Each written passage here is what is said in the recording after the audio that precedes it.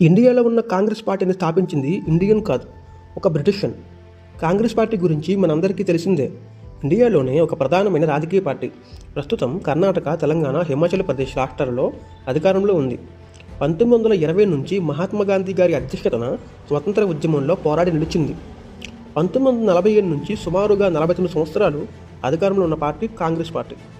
అయితే Indian national Congress పార్టీని ఒక మాజీ బ్రిటిష్ అధికారి ఈవో హ్యూమ్ అధ్యక్షతన డబ్ల్యూసీ బెనర్జీ, గోవింద్ రనాడే, సురేంద్రనాథ్ బెనర్జీ, దాదాభాయ్ నౌరోజీ, ఫిరోజ్ షా మెహతా వంటి వారు సభ్యులుగా 28 డిసెంబర్ 1885న పార్టీ స్థాపించబడింది.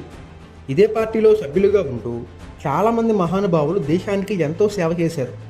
మహాత్మా గాంధీ, అంబేద్కర్, బాలగంగాధర్ తిలక్, గోపాలకృష్ణ గోఖలే, దాదాభాయ్ నౌరోజీ మొదలగు నేతలు కాంగ్రెస్ పార్టీలో ఉంటూ దేశానికి ఎంతగానో సేవ చేశారు.